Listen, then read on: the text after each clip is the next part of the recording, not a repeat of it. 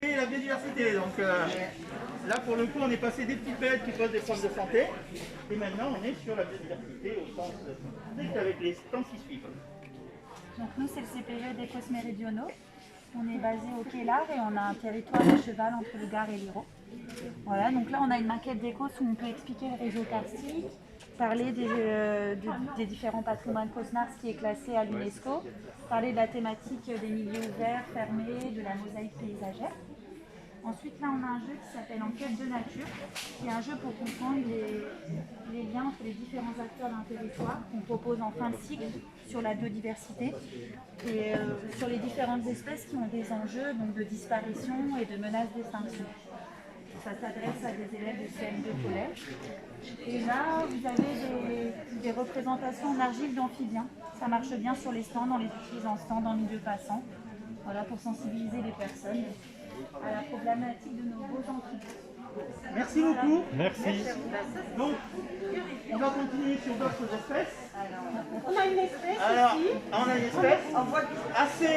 Ça, c'est notre espèce hippocampe. Manifestement, oui. Et manifestement Annie elle est assez attachée à ce stand. Oui, je ne sais pas pourquoi. Petite amitié particulière. Donc, Patrick Louisy, qui représente l'association Peau Bleue, qui est membre du réseau CPIE et qui est un spécialiste de l'hippocampe. On a travaillé dans le cadre des sciences participatives sur l'hippocampe pendant plus de 12 ans. On est déjà à plus de 15 ans. À plus de 15 ans, ça ne rajeunit pas ça. Ça ne nous rajeunit pas. Et donc, on avait, avec les résultats collectés dans le cadre de ces sciences participatives, on a réalisé une très belle expo qui est actuellement à la Porte Dorée au musée océanographique de Paris et qui a été inaugurée sur le territoire, qui a tourné dans plusieurs endroits. Et donc, la suite logique de cette exposition, c'est le livre Hippocampe. Super, il est sorti il y a longtemps. Il y a un an.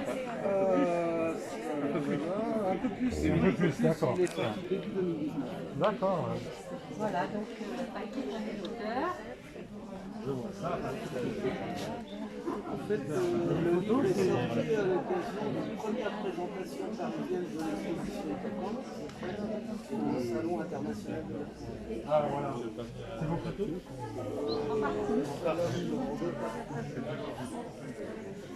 Alors on va continuer avec les sciences participatives en particulier, autour de la question de la biodiversité, mais sur finalement deux grands enjeux sur lesquels on travaille beaucoup, à la fois les sciences participatives, et puis on continuera avec toutes les questions de corridors écologiques et de traverses et de... Nous, c'est le CPE Bassin d'Auto, donc on est locaux aujourd'hui.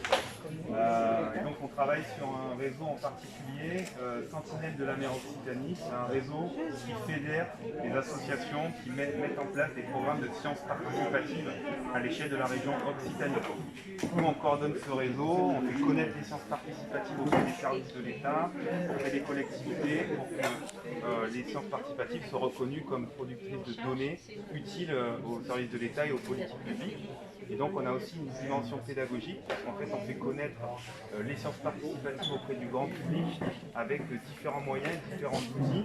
Et là par exemple c'est un extrait d'un village qu'on appelle le village Sentinelle, qu'on déploie à plusieurs occasions pour essayer de proposer cette lecture des sciences participatives au grand public qui parfois ne connaît pas vraiment ce sujet-là. Et donc on a plusieurs ateliers qu'on a déployés à l'occasion du Salon international de la plongée en 2019.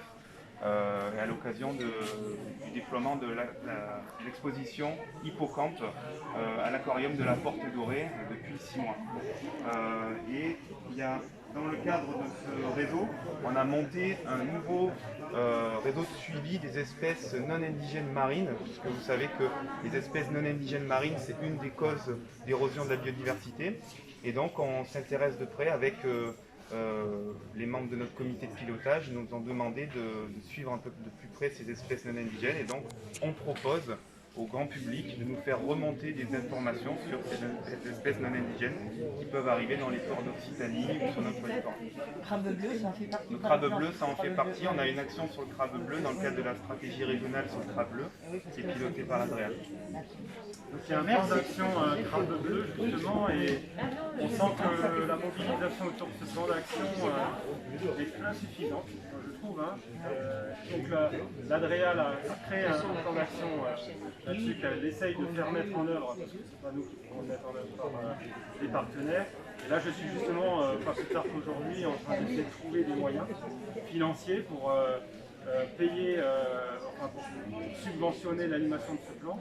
De même que de pouvoir doter les pêcheurs de filets qui permettent de sortir les crabes bleus. À Canet, ils en ont sorti 20 000, mais il faut leur donner des moyens. Donc on est vraiment là au cours de l'action. Même au niveau départemental, le département est propriétaire des ports. Oui. Départementaux conchyliculture, si on ne se penche pas sur la question, c'est voilà, donc il y a vraiment des partenariats à mettre en place. Hein, des finances croisées à trouver, parce que c'est la survie de nos conchyliculteurs et agriculteurs. Là, demain, j'appelle le comité régional des pêches aussi pour identifier correctement leurs besoins. Enfin, on est vraiment, il faut y aller maintenant. Sinon, ça va être trop tard, on va être dépassé.